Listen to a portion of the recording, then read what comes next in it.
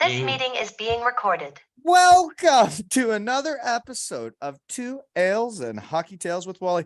And today I'm so excited to have on a 36-year-old from Calgary, Alberta, Canada. His hockey journey has taken him to England, well, I guess Canada, and is a legend in the Shed's honey hole, Cardiff, Wales.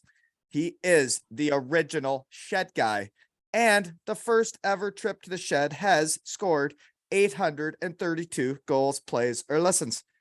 He's captained Team Great Britain in the Universiade and was the smartest guy in the team for sure. He is a Challenge Cup champion with yours truly, and is probably why we got banned from that hotel. He won another Challenge Cup and a playoff title and 2 league titles. As a coach of those Devils, also won 2 playoff championships and a league title, and he has spray painted my canvas and cures cancer for fun. Welcome back to the Shed, Dr. Luke Piggott. It's definitely not my fault that we got banned from that hotel. You don't think so? I wasn't the one who peed on the bed, and we know who that was. I don't think it was me.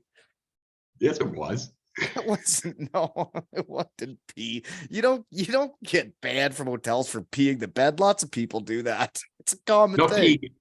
Yeah, that's a common thing if you're peeing in the bed, not if you walk in and pee on someone else's. That's a different thing. He was our teammate. I didn't mean to. Jeez, I guess we're getting right into it today. Decorated the toilet cubicle in puke either, so that wasn't my fault. That wasn't me. That was the massage person, right? That was, yeah. The masseuse. The masseuse, yeah. The masseuse could not handle their alcohol, right? Not that night. No. So anywho, yeah, Jesse mentioned, thanks for letting me sleep over, but sorry I couldn't stay the whole night. Sleep in there. You pretty much went in, peed on his bed, and then left. I didn't mean to. I thought that was the toilet, but yeah, I went back to my room, safe and sound. Thanks, Joey Haddad here, to whoever it was. Funny story about that night though was, oh god, I was drunk, and if you remember, we traveled up the day before the game, and we stayed in a different hotel the day before the game. Yeah, and after the big booze up at the hotel, I went to go back to my room, but because I was drunk and I couldn't remember my hotel room from that hotel, I was using the wrong room number. Is that what you're gonna blame it on?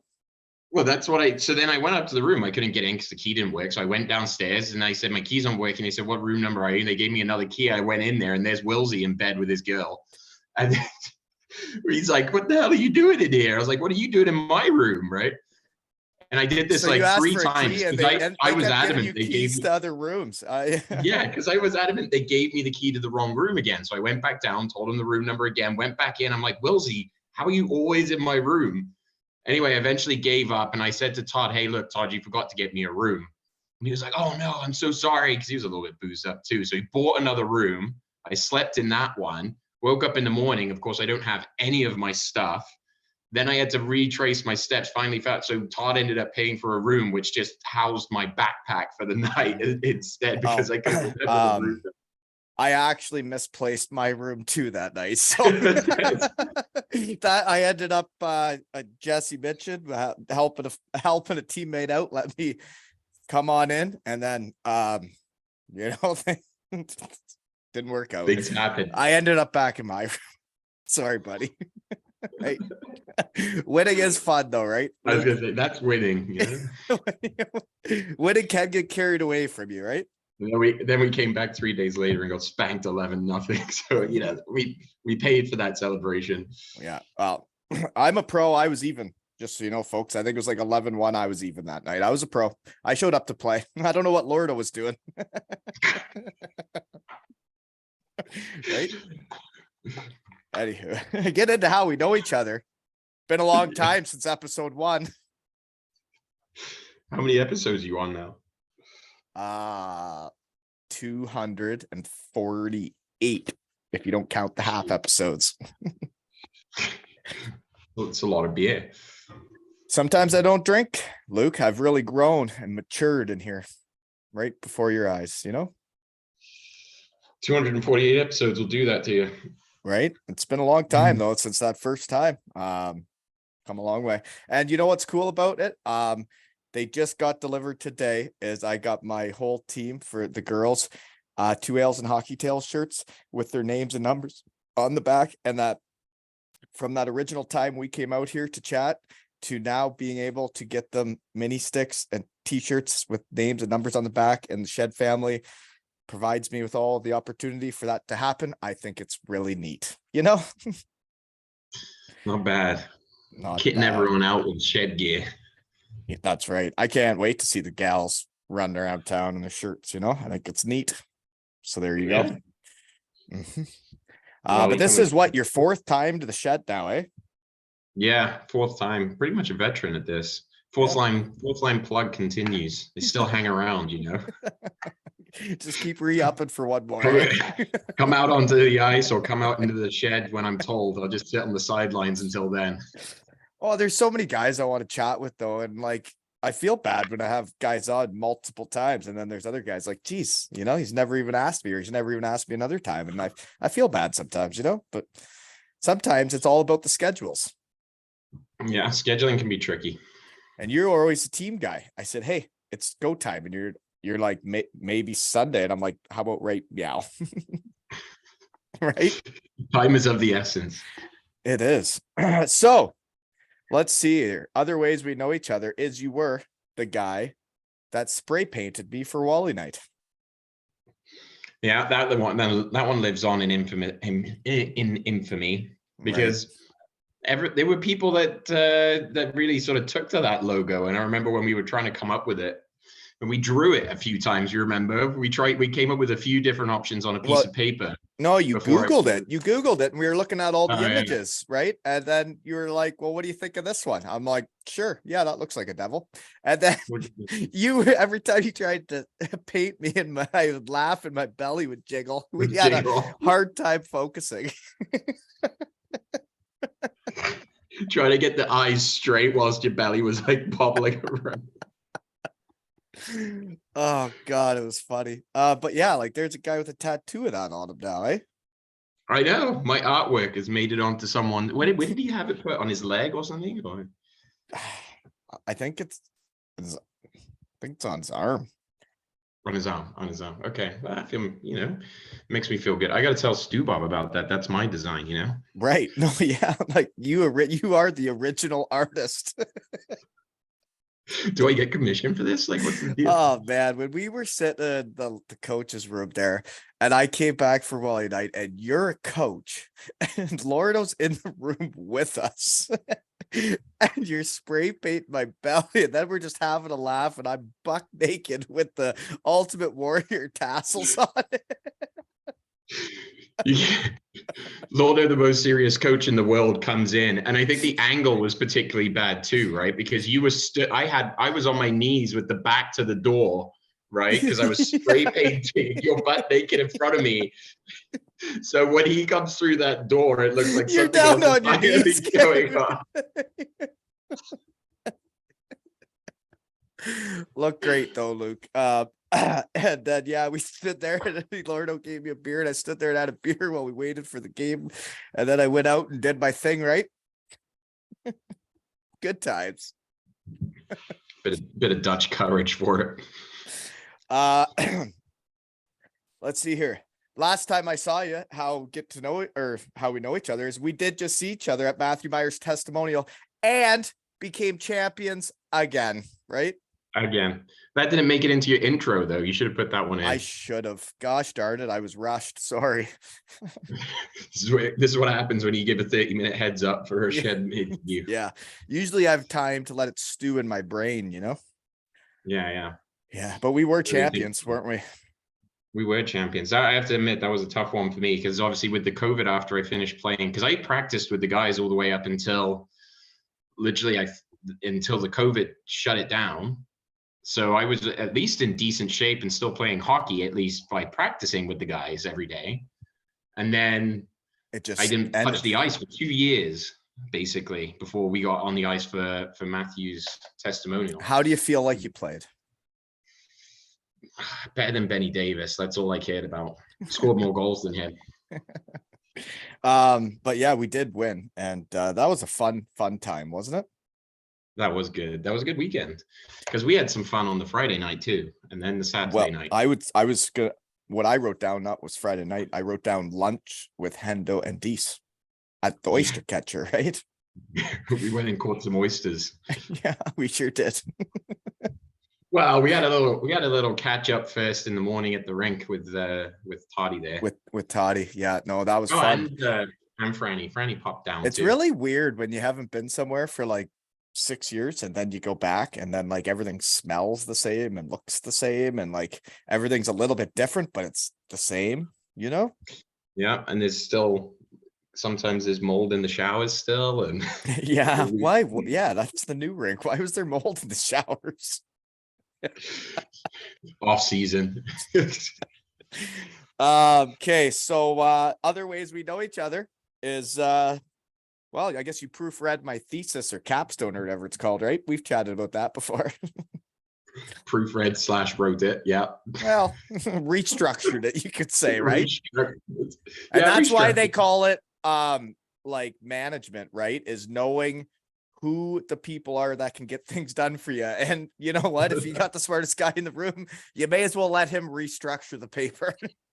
I remember too, yeah, it's like first time I saw it, I was like, Wally, why are there pictures in here? Shut up. I was doing great at the Met. Well, you passed. That's what matters. I was in the top 5%, Luke. Well done. Yeah. Thanks. I feel good about that. Okay. 2 more ways we know each other. Morzine, France. We spent some time together, right? We've talked about it, but that was a long time ago now. That was a long time ago, but actually I'm going back to Morzine to do some skiing soon. So Really? that'll be interesting. I think it'll be a different kind of trip, you know. I mean, that time we spent like an entire day in the hot tub drinking red wine, and then went up the mountain and had the whole mountain bus clapping us off the bus because when we were in skin tight suits as superheroes. Yes. The local bus did clap us off, right? And we got off in character. I remember we even jumped off the bus like we were superheroes. But speaking of Morzine, you know, I just reached out to Titties from our Challenge Cup winning team, Marku Tatanen, and he is going to play a hockey tournament at a ski village in France. And he sent me the picture and it looked just like Morzine. He's going to play hockey there. In Morzine or Chamonix? No, it was a different name. I hadn't heard of this one, but like, he sent me the picture of the town and it was a ski village in France and he's going to run a muck there, I guess, this weekend. So it doesn't sound terrible. I was thinking of going to Chamonix tomorrow. So tomorrow, you're just going to jump over there tomorrow. Yeah, for a ski. Sounds tough. So, okay. Morzine though, fun times. That red saucer ride, you know, one of the wildest things I've ever been a part of in my life, getting down that mountain, you know? Yeah, that was a fun time. Good trip. Right? The snake and the moonshine thing there on the hill. But anyways, we've talked about that before. Check out episode 1, even though we sucked at doing this back then, right? Okay. The other way we know each other is, I just talked to Deese about this. You were involved in the ride to the airport. Do you know what I mean by that? With the Waltons? The ride to the airport. When it was like over, right? Like you drove us to like the airport when we were like moving home. Wasn't it you and Deese? When we were moving home forever. Oh, when you left. Oh, when you left. Yeah. Okay. That was an emotional day there. That was an emotional day. That was a tough one for you. That was like the episode 1 here. You had they had something in your eye. Oh gosh. Yeah. Well, I miss you guys. Now I got it all out off my chest. Now I get to see you guys all the time whenever I want, right? It's like we didn't know we were gonna see each other today, right? We did not. No. No. Not until an hour ago. So where and what are you doing now? Still same as episode 1, still in Lausanne. Mhm. Still working at the same pharmaceutical company, developing drugs for cancer patients, and doing a lot of skiing as my hobby. Playing That's your hobby now? squash. Do you ever skate in hockey? Because I don't. I've been meaning to get back into it, but the problem is like, and there's a lot of teams here, but it's just the commitment is. I mean, like the rec leagues here are pretty good, and I think the expectation is to play one game per weekend. And for me, like in the winter, I like to ski. So there's too many. Yeah, and we've done the hockey thing, right? If you can ski, you yeah, probably should, right? Where you are. yeah, switch it up for a little bit. Do something different for a little while here. But yeah, no, I will get back. I think I do want to get back into it, and I will play again. And then, of course, next time I will play Batchy's Testimonial. That is hopefully. happening. Oh baby, That that's is gonna be happening. fun. I'm sitting waiting by my phone. Are we gonna waiting for catch oysters again? We can go and catch some oysters. Well, if you'll be there, we got some oyster catching to do. I'm coming. Oh yeah. So then we can go and catch some oysters on the Friday before the game again. We should make this like an annual event, really, shouldn't we? Right? Who's here for the testimonial? Yeah, I'm thinking it's the goat and Bouncy. They haven't done 10 years. No, but they're the next ones. Yeah, but we need one for next year. I know. We can get Franny's got to be owed one. We got to get Franny. Has one. Franny never had one? Franny's never had one. Oh, well, I don't know. That's I don't know if I there. get a retrospective one either, because I was 10 years, I think. So. Oh dear, Todd, did you hear that? Right. Get on it. Just a little event, next year, just to get Wally over again. But I've been looking at some of the things you put up. You've been on some fancy trips, eh? You a fancy boy now? What fancy trips? I don't know. You go into places I've never seen before, like what Ibiza or whatever. I don't know. Oh yeah. You look like you're going to No, cool one of places. my friends has got a yacht out in Ibiza. So sometimes yacht, we go out there and hang out on the yacht. It's a nice luxury to have. One of your best friends has a luxury yacht. It's the same one that actually the week before I was out there, Ed Sheeran was on his yacht. So that was pretty cool. I said to tell him to stay if he wants, but he chose not to. Right. Well, that's neat. It must be quite the yacht then, eh? Oh yeah. No, it's a big one. Yeah, Ibiza. Where else? What else you got? What else do I got? You said fancy places. Oh, I don't know. You said tomorrow you're gonna, or Sunday or sometime this weekend, you're going snowshoeing. Is that fun? Snowshoeing? Yeah. But that's just, wow, I don't know. Actually, it's the first time I've gone snowshoeing, to be fair. Is that just, that's just hiking in snowshoes. So you're hiking in snow. Correct. You're a real athletic fella still, eh? It's going to be less fun than skiing, I'm sure, but I would think it's good for the dog. Oh, right. The dog. Snowshoeing, eh? Snowshoeing, yeah. Okay. Did you make it to Chippy Lane at Matthew Meyer's testimonial? Yeah, I went to Rotana, got myself a nice mixed kebab wrap. Yeah. What sauce did you go with? Chili, garlic, and that's it. I'm a real basic 2-sauce guy. Yeah, no, that's not that basic, You're getting involved in kebabs, there's other people. They're just getting chips or something. That's, it's fun. People send me their pictures now, right? They send me their Chippy Lane orders. Well, just because it's part of the show. Part of the show, Chippy Lane. But the one at Rotana comes with chips in it too. And then there's the famous one in Nottingham, there's the Burgonator, which me and Matthew would go and get sometimes when we played Nottingham on a Sunday game. We'd run up to the kebab shop around the corner from Nottingham Arena, and they serve what's called the Burgonator, which is all of the meats plus a bunch of chips plus a bunch of cheese. Like they put everything and just wrap it all up in a pita. You're saying there's like a kebab? What cheese are they putting in a kebab? I don't know, cheddar, cheese, whatever. It tastes great. Who cares? I don't know. Ask questions. Don't ask questions you don't want the answer to. I personally, the UK kebab game isn't high end. That's all. That's all I'm going to say. Okay. I don't know what the Swiss is like. It's closer to Germany. Oh, the Swiss suck. Really? But the German ones are good. Yeah, the Swiss ones. I guess they're into fondue though, right? Oh, the fondue's great. And I know you like the fondue. Yeah. Jeepers. It's like when a lot of fondue is ate at that ski trip, eh? Yeah, a bit of pocket meat too. I remember The- Yeah. we hadn't eaten all day. There was that fancy wedding going on, and you came out with 2 pockets. and they full said of, the like, place was dried full and we ham. were the place was too full or you couldn't get in anymore, so we were hopping the fence at the back. Hop the fence, And then crash then the hit the crash buffet. that party, crash the party, robbed the buffet, stuffed your pockets full of dried meats, and then fed it to me like I'm a dog.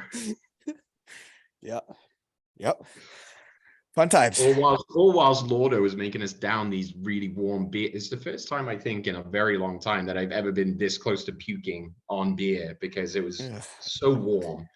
Yeah. No, that was a fun time though. Bottom of the ski hill there, right? In Morzine is what that was. Yeah. Mm-hmm. So the Devils are in the Continental Cup right now, eh? They're in France. They're only a short hop away, actually, but they're on the other side of France to me. So I did think about going, but it was a little bit too far. I've had a few messages of fans like saying they're on their way there listening to the shed. It's pretty neat how small the world seems nowadays. But I'd bring up your poster picks, but I guess we don't have those yet because we just decided to do this, right? So you owe me poster picks, okay? Send me some new ones. Poster picks. Okay, I'll find some new ones. Okay. I can't remember what I sent you last time, but yeah, I can find some. Well, we don't have like all the time in the world today either, right? We're grinding it out here. But it's fun to see you. So here's my next question. How different was it coaching versus playing as a Cardiff Devil? Because I'm into coaching now. Yeah. You're coaching kids, right? Yeah. Yeah. I bet you know what? I bet you coaching minor hockey, like not the little gals I have this year, but some of the other age groups there are where the parents are right into it. I bet you coaching minor hockey, not coaching the kids, but dealing with the whole deal where the parents are involved because people go out to coach and then you got all the parents out in the parking lot or in the lobby dissecting every drill they do, everything they're doing. And then also on the way home, mommy and daddy get to say whatever they want to little Johnny. And then whatever message you've given them, maybe, it's gone. It's not the same as coaching an adult. It's not like when Lordo was telling me, Carl, Doug, and Hendo and you what to do. Like we always listened, right? Oh yeah, always.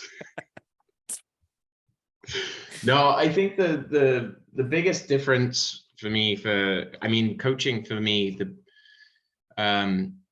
outside of the games, my biggest job was making Lordo's life as easy as possible to be able to do what he does best, right?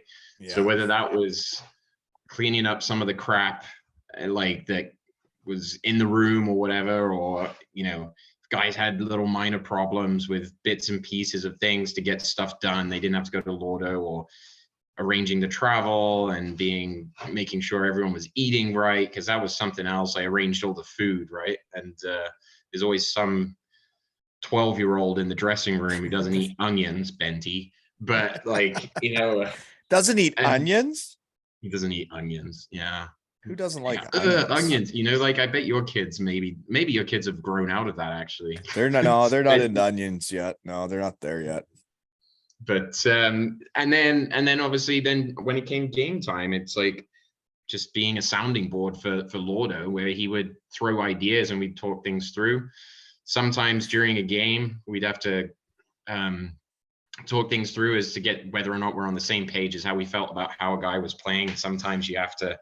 Well, I'm going to bring that up now. I'm jumping in there because when I was naked, standing there, spray painted, cold and afraid, with you and Lordo before Wally night, you guys were discussing work and you were like, "Okay, so the rotation is this, and this, and then if there's a power play, it's going to be him and him after, and then a penalty kill is going to be him and him after."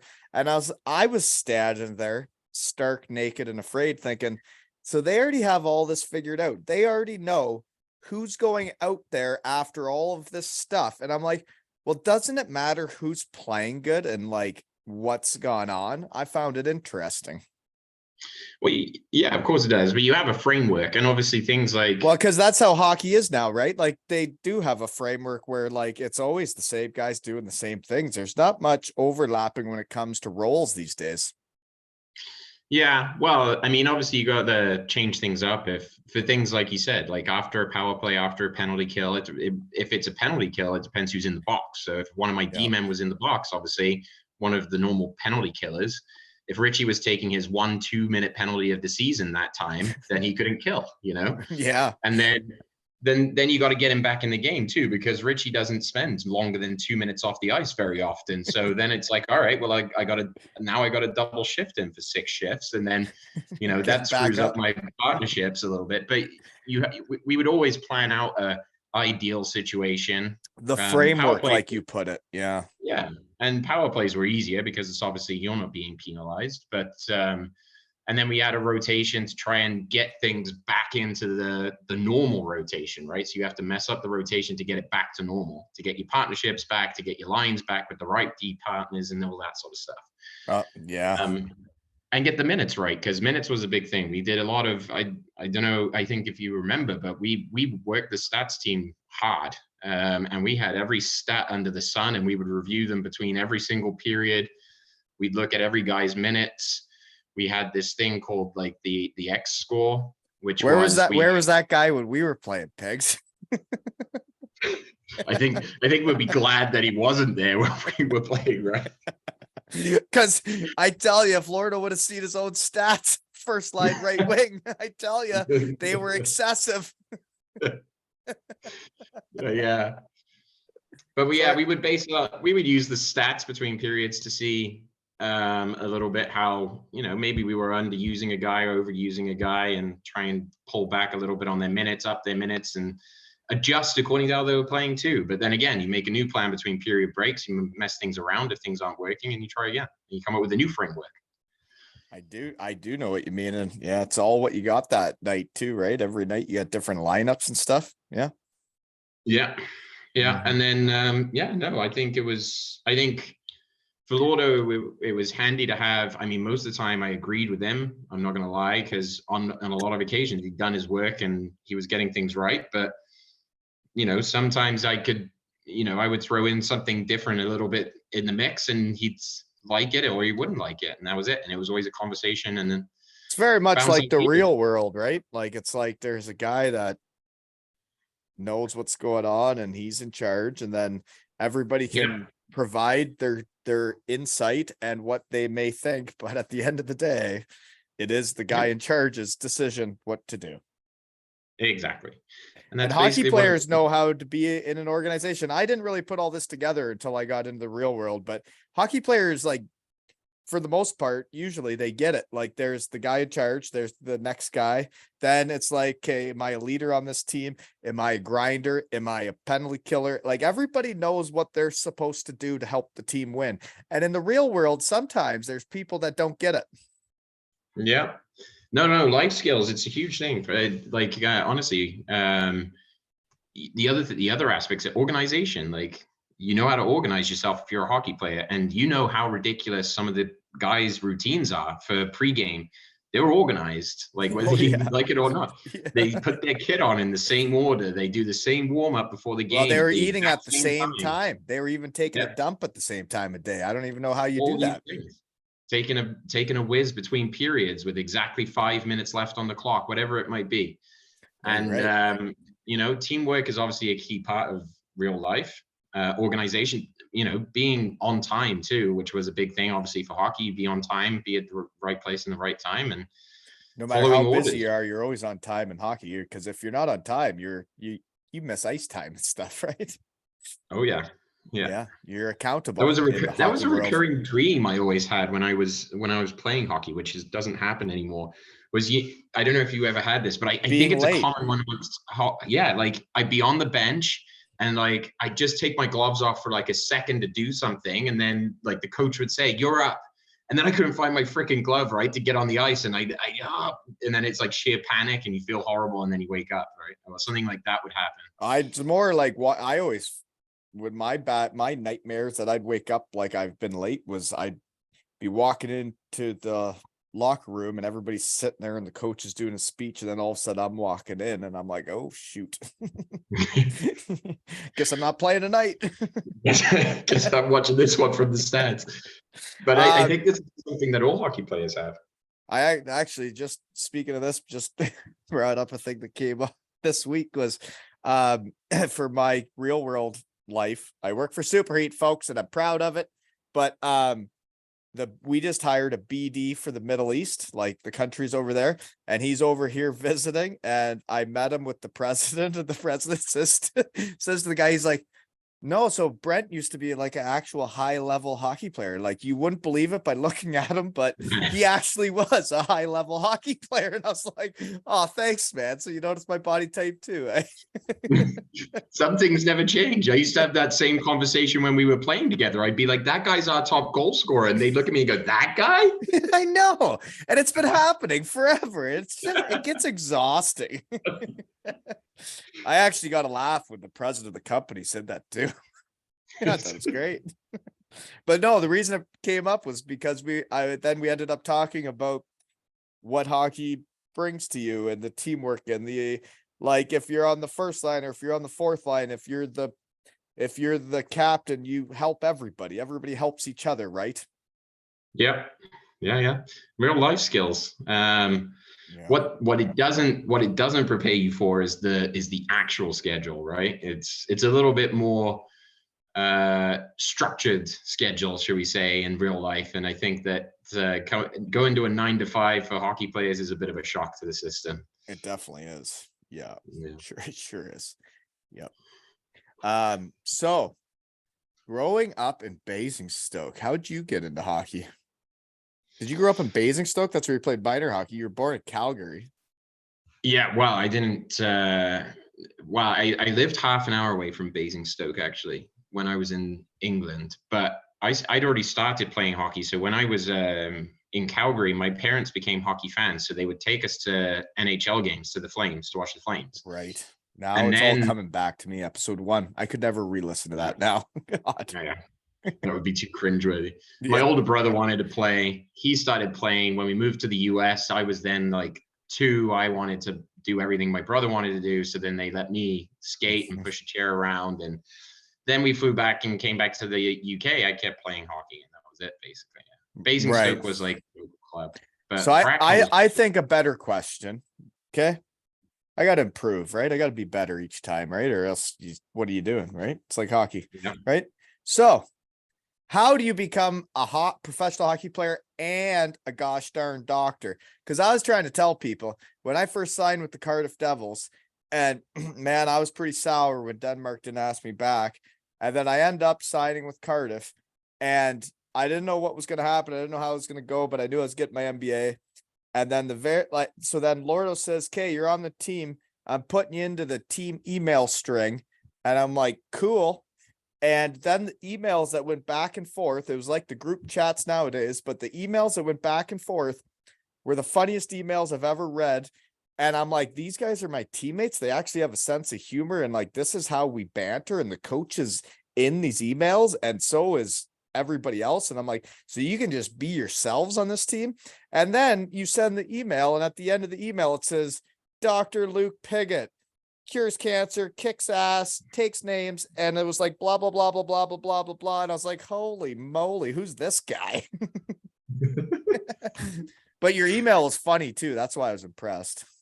Not because of the signature. Not because of all the other shit at the end.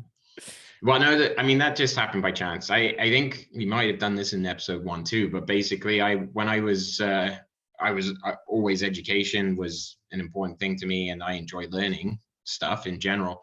And so I wanted to go to, I guess what you would call college, but university. And I wanted to keep playing hockey. So I chose only universities that had ice rinks in the city. Continued playing, obviously, the ENL back then. What was the ENL back then? And then actually the reason why I got my first shot at the Devils was, I think, in the ENL league, I was obviously doing really well, as you would say, running amok for a couple of years there. And the Devils had a load of injuries one year, and they needed players. And obviously, back in those days, we didn't have a very big budget. We couldn't hire new imports, afford to fly them over or anything like that. So they called up me and a couple of other guys from our E&L team. So Adam Harding was part of that too. Oh yeah, Hards. Yeah, and then I integrated with the team, got a shot for a few months, and seemingly did enough around the room mostly, rather than more on the ice, that the coaches kept me around. Right. And so there was a year though, 2006-07, you didn't play hockey at all. Is that right? Or is that just the research team off? No. So 2006, 2007. Because you're not you're right, because you're not that much younger than me. And when I'm thinking 2006-07, like I'm getting right into pro hockey at this point, and you're just straight up not playing. And then we ended up playing together. What does that tell you? Right? No, I did play that season, but what actually happened was, I can't remember exactly what happened. Like either the ENL team ran out of money and couldn't afford to travel to games anymore, or something happened that basically towards the end of that season, we couldn't finish the season. So they just wiped all the statistics clean for the season and said it basically didn't happen for our team, because we basically had to withdraw from the league with like a month left to go. And so they just took everything out. Yeah. Okay. That's why it appears as a year off in Elite Prospects, but it wasn't. So your first year on the Devils though. Okay. And it's a team we don't really talk about that often, because most guys I have on aren't from that era. But like, fun fact, Scott Dobbin, do you remember him? Yeah, Dobbs, this is 2011-12, folks. So Scott Dobbin has not been to the shed yet. He should come to the shed, because he played spring AAA with me as young bucks. And then we both played for the Elmira Sugar Kings together as rookies. And then he went to Erie to the OHL, and I stayed with Elmira to try and get a scholarship. So I know Dobbs, and then we played against each other in Germany too. Yeah, and Dobbs got drafted right by Ottawa, if I remember correctly. That could be a thing. I'm not sure, but he's right from around here too. Yeah. Yeah, so Dobbs was part of that first. That was my first full-time year. So I think I did 2 years before that on two-way contracts. So my first year was even earlier than that, when I had I just saw the 44 games played that year, and I didn't see. The previous years was two-way contracts. I don't know if I played maybe 1 or 2 games, but like the first year I played was the Voth era, back then when there was still those guys. Voth, I played with Finner, that crowd, Jason Silverthorne, those Max Beerbreyer was obviously still there then as well. Jason Silverthorne's from around here too. He played for the Devils. Oh yeah. Silver played for the Devils for a couple of years, and now he still plays. He plays for Telford Tigers. Yeah, he's been there forever, right? Yeah. His brother's the goalie that. Yeah, we had our battles. I tell you, holy moly. Yeah, his brother, Steve, the goalie, right? He beat me in the finals in the Coast, won MVP of the playoffs. Then in junior B, we were against each other everywhere, basically. Yeah, Germany, everywhere. It was weird. He just kept following me, and like I couldn't score on him that much. I gotta get in front of this guy again. Yeah. And then I guess then we had the year that I went full time, which was the 44 games that you said was like Dobbs, Piercy, Frankie. Obviously, you played with Frankie. Well, so yeah, so that's it's funny about the small world, right? I was just actually like for tonight, because I had a free night, I was trying to get together a Western Michigan reunion of Chris Frank's class. So he was a freshman when I'm a senior, and we were like their mentors. Yeah. Yeah, that was funny, because I remember he texted me when you joined the team, because he'd left the year before, and he said, "Oh, you're gonna love Wally." But then I still remember this story. But then he bullied you as well. When he bullied me big time on the ice. He tried to, punk. Yeah. But like, I still remember when I showed up, though, you did text him, because he told me, or somebody did, that when I first showed up and he had said, "You're gonna love Wally," you wrote to him and said, is this Wally guy serious? Like he looks out of shape. Yeah, that might have been me. You did write that to him. Yeah, someone Well, told me. well, I remember, I think Lisa got off the bus and she was pregnant and you still had a bigger belly. No, you didn't have a bigger belly than she did. I almost got body shamed out of the sport, and it's like, geez, like what? I mean, I'm just what do you want me to do? Well, but then you got on the ice and you were top scorer for us that year. So you proved everybody wrong. You should feel Oh, good about yeah. that. Another guy in that team though, that first year, Max Beerbrier, he has quite the story, doesn't he? Yeah, Maxie's a beauty. I mean, for a life He is a story beauty. between.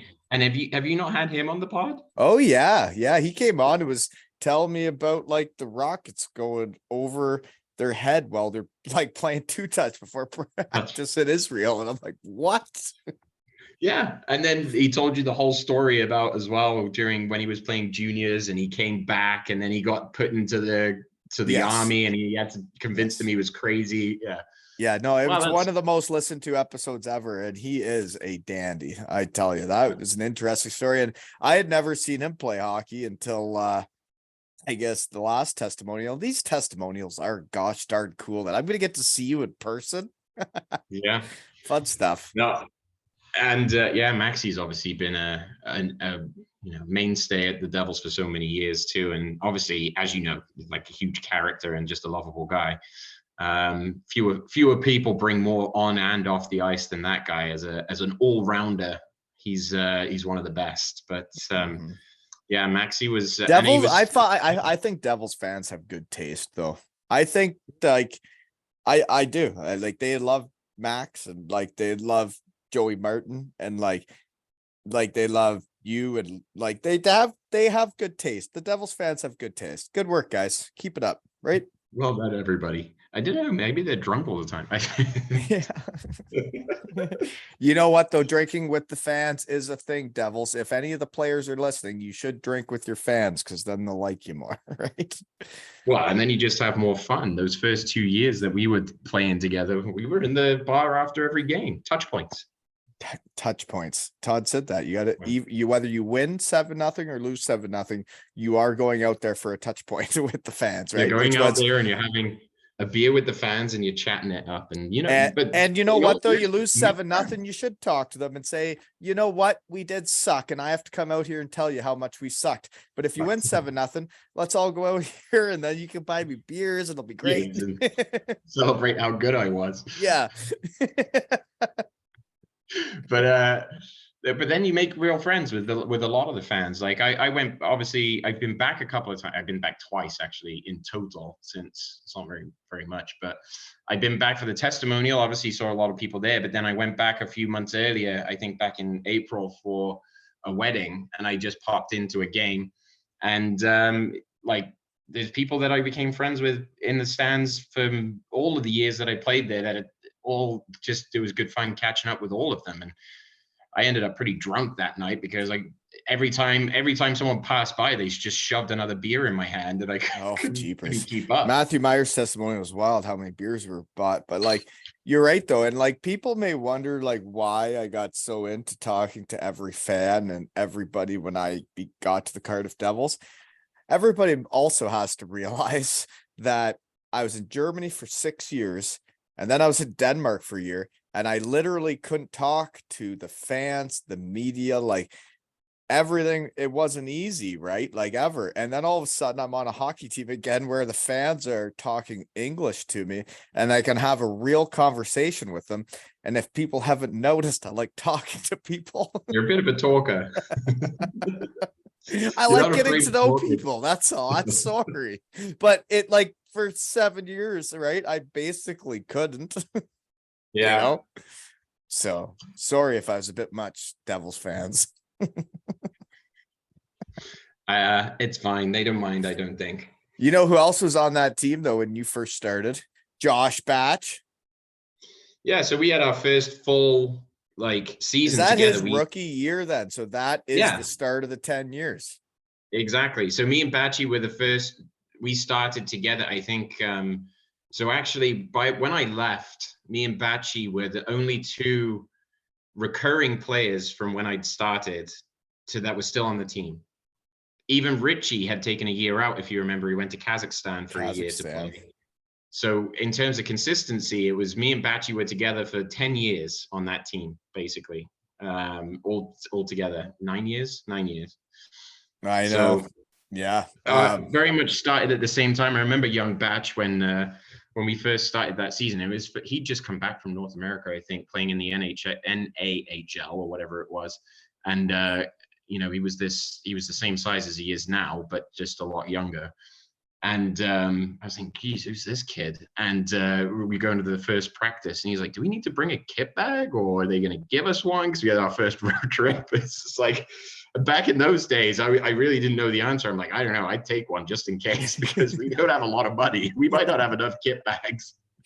I do find it interesting, though, that like you guys both stay there, and then you got Matthew Myers plays 10 years, and then like all the guys that like playing in Cardiff, like before it was what it was with the new owners, like Cardiff's a fun city, and like it's right. Oh yeah.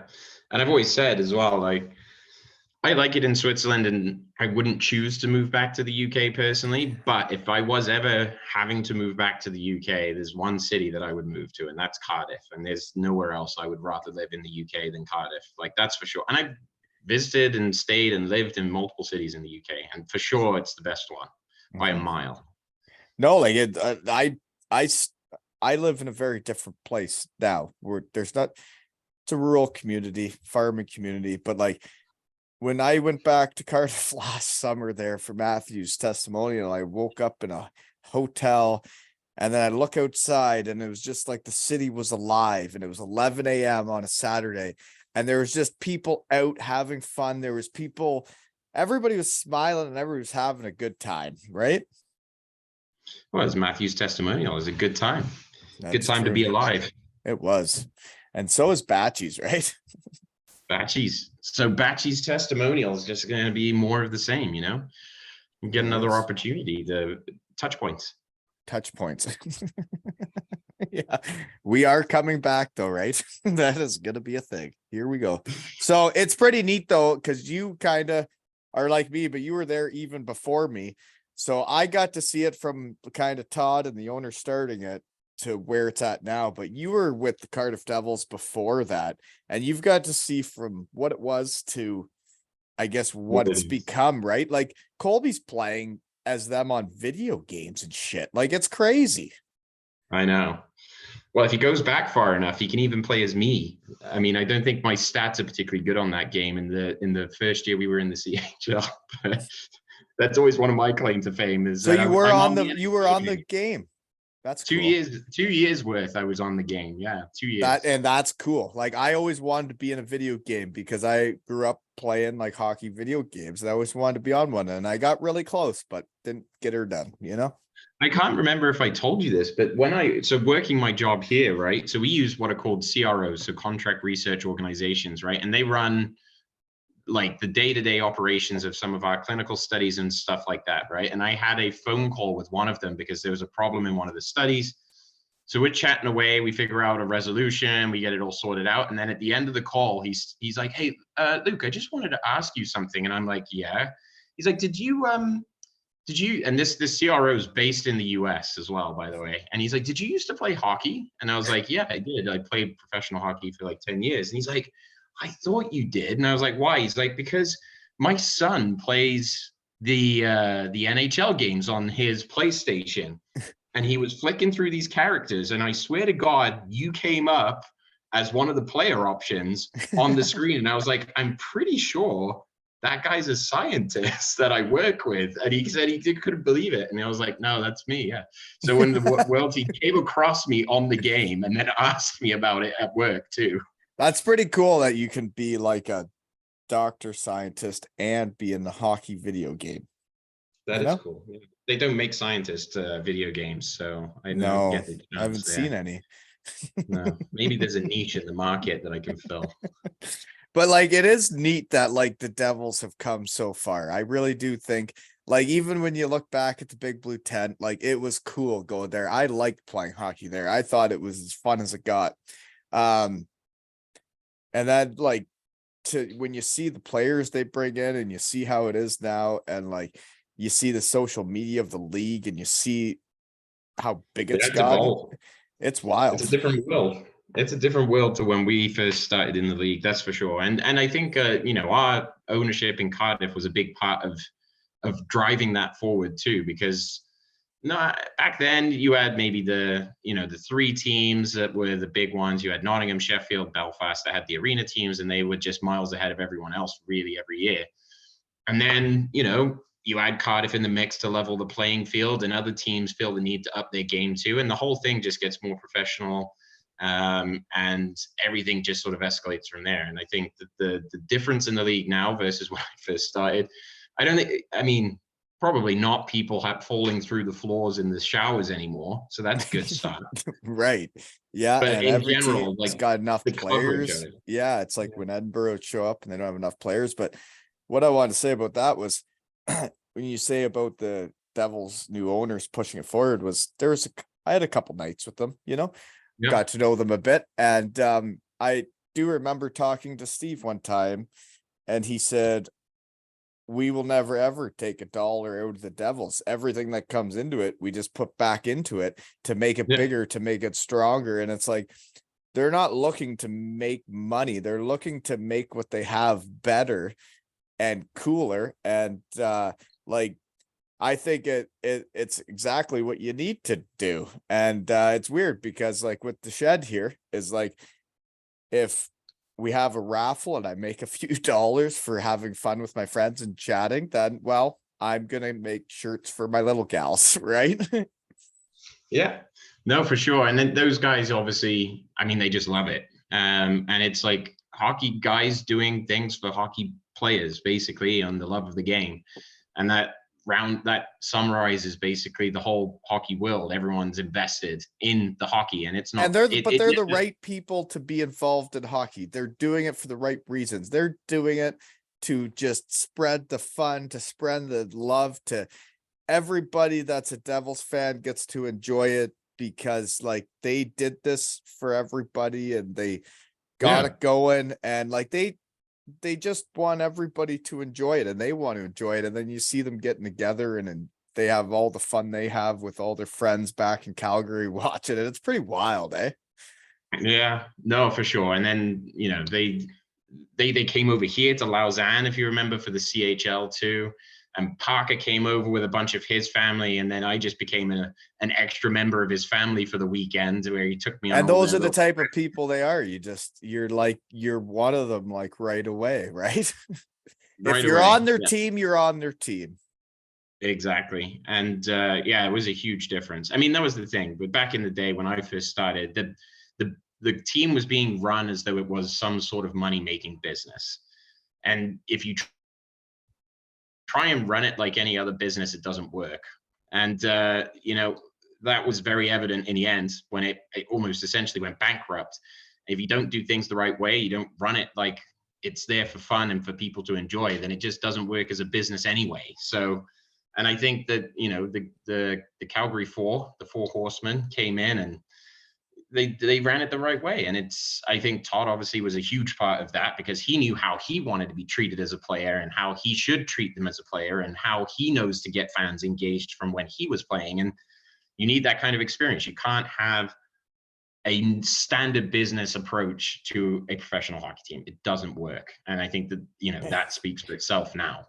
But it's like, yeah, you're right. And it's like anything. It's like the passion and the drive and like everybody to enjoy what they're doing is what it's about. And they did that for us. They bought us the right sticks. They bought us the bagels before practice. They tried to make our experience as good as they could. And that was in the Big Blue Tent at the time. And they're in it for the right reasons. They're in it to have people enjoy pro hockey. And it's like when I hear Steve King now, he says he's getting into a junior team, and it's like, man, having a guy like you being in charge or the owner of a junior team, and you get the right people in place, like that you're in it for the right reasons and you're doing it for the right reasons. There's so many people out there in the hockey world not doing it for the right reasons and not doing it for the right people. It is crazy. Yeah, and I remember, like, just as they always treated as well, like all the players were treated exactly the same, in the sense of like you were no less or more important than X, Y, and Z player. Like I remember with the equipment, when my first year was starting, I'd ask for like, what sticks do you want? And I'd be like, okay, I want this one. And then I'd just get some sort of stock pattern from a different brand that was just left over and sort of half broken. They'd be like, you're on the fourth line. You can just have this one instead. By the way, are you open to using wooden sticks? I mean, I don't know. Where can we go with this?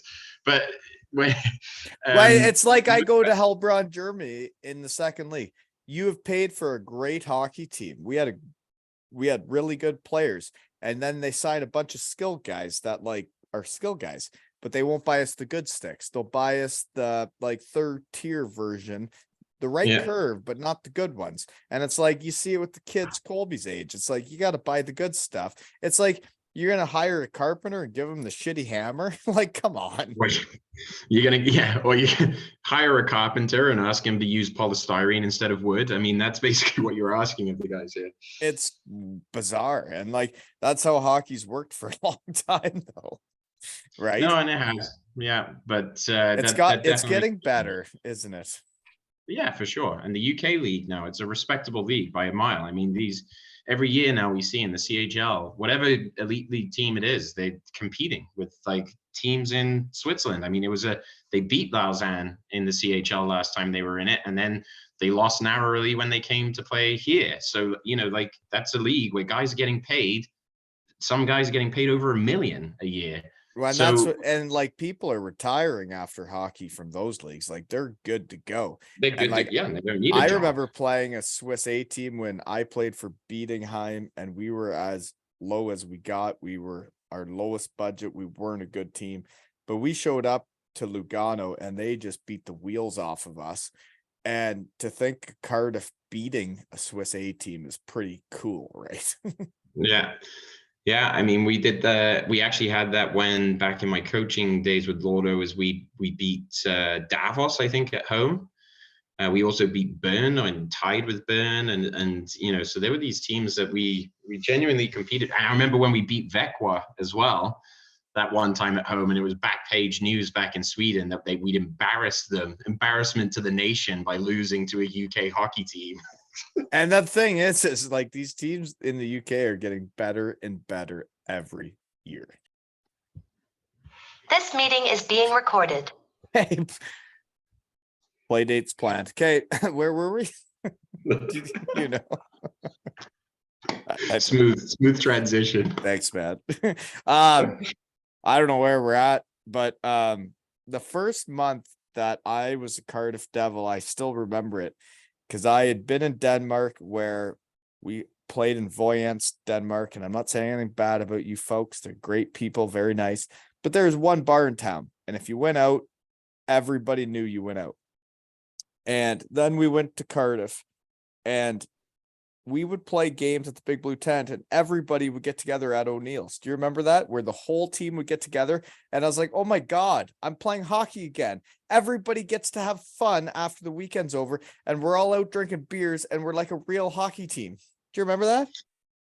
Oh, yeah. Well, Monday was our day off. So if we had a home game Sunday, we were sponsored by O'Neill's, where I think we got 50% off food and drinks as the part of the deal, which was a great deal because it was dirt cheap anyway. It was. That was a great place to get lubricated for the beginning of the night. And, you could always sleep off the hangover on the Monday because we didn't have practice. So it was a good routine that we had going there. And then we had our after O'Neill's bars that we would go to too. And we had a select few in there.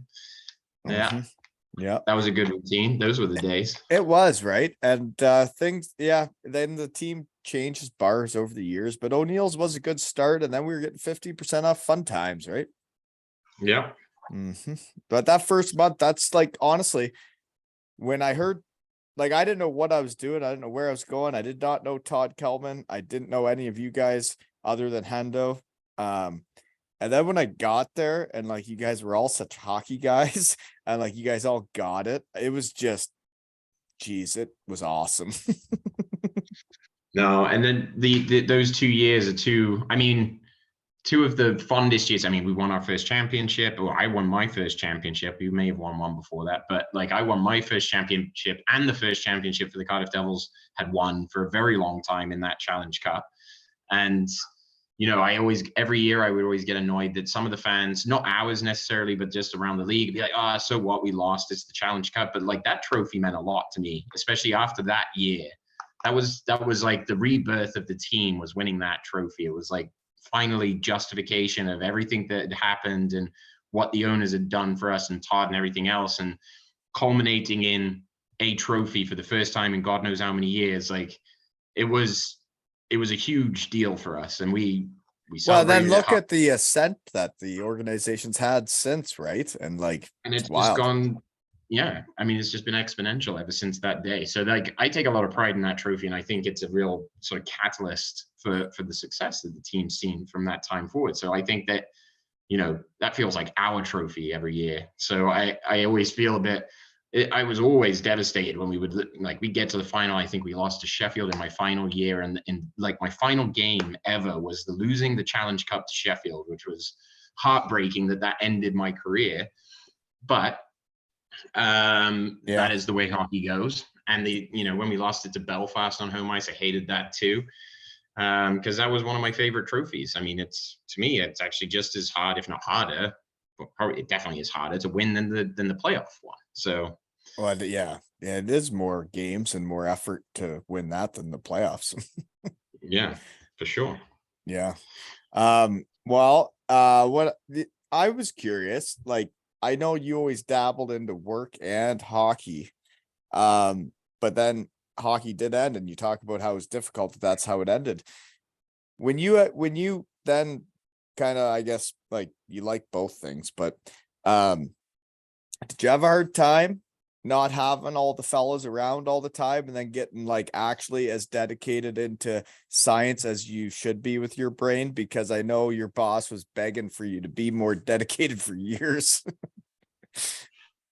He dealt with it pretty well, to be fair, and he was a fan. He enjoyed it, and he got to come out. Remember when it was before your time, when I was awarded my doctorate, that he came out on the ice at the beginning of the game, did a presentation of a jersey that said Dr. Piggott on the back, and he loved it because he was in the middle of the ice. But no, I mean, to be honest with that, it was the thing that ended everything was COVID, of course, that year.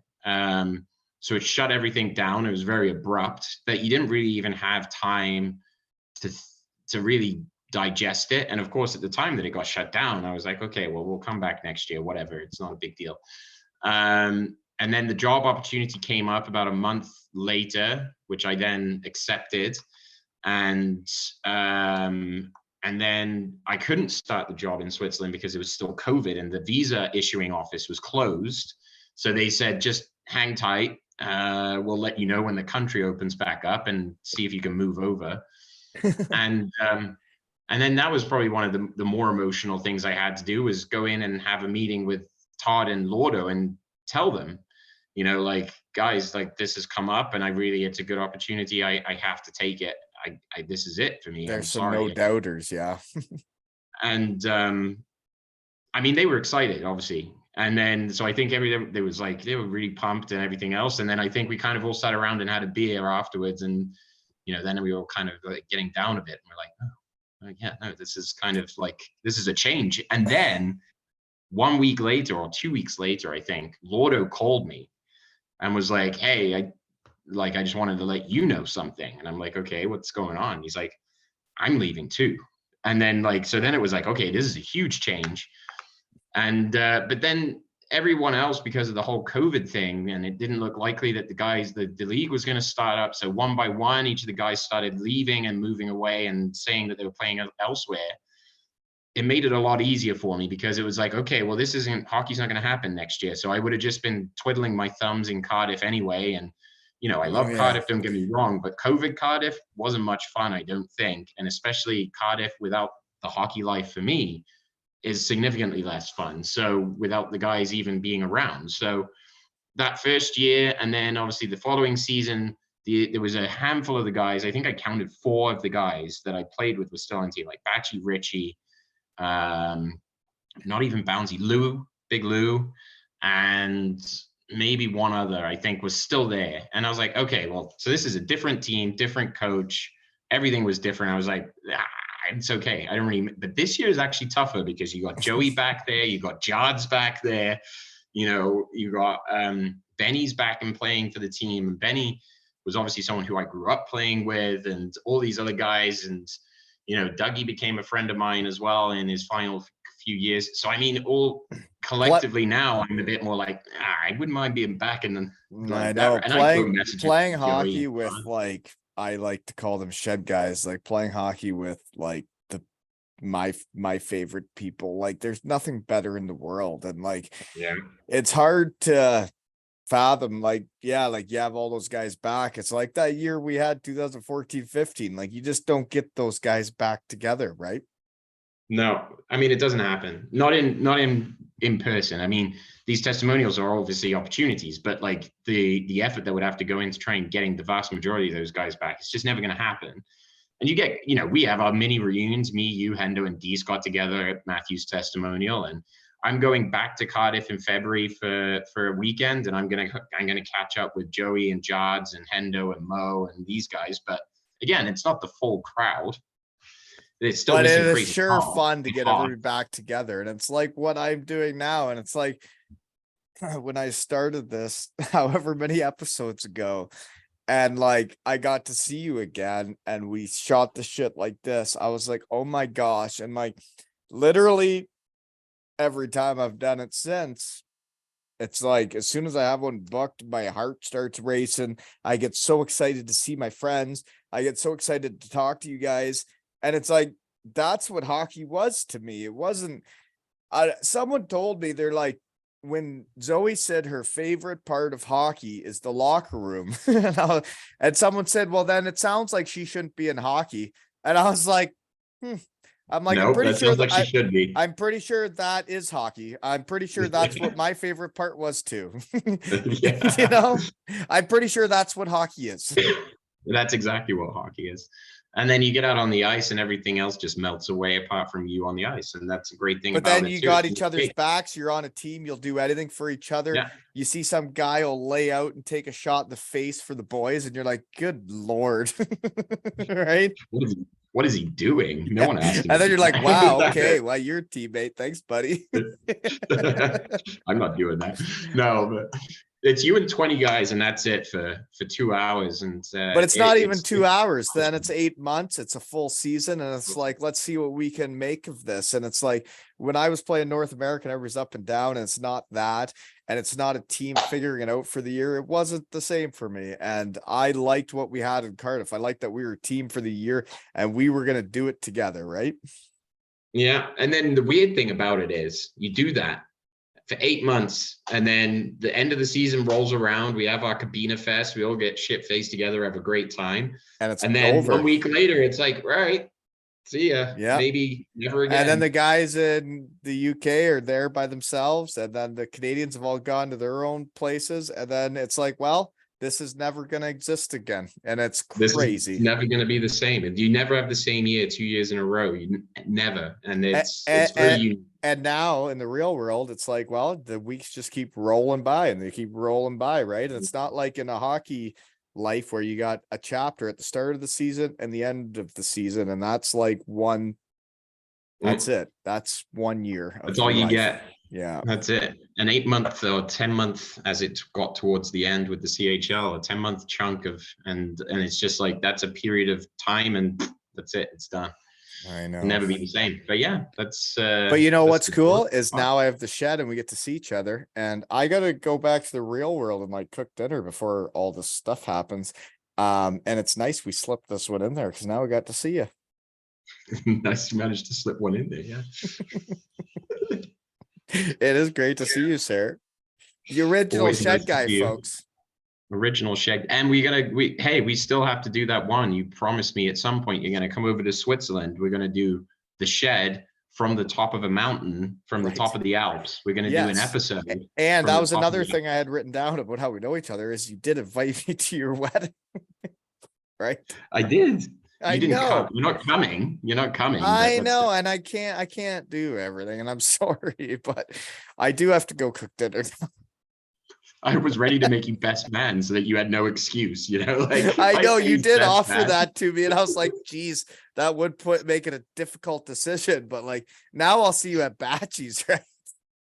I'll see you at his hockey Well, wedding. that's kind of the same, I guess. It's his hockey wedding. He's marrying Cardiff. And we all get to go and have fun like it's a wedding, right? We get to go catch some more oysters for sure. Please tell her I'm sorry I can't come. Yeah, well, she already knows. But now you can get the guy with the yacht to be the best man and get a couple free trips. And this has been another episode of Two Ales and Hockey Tales with Piggott and Wally.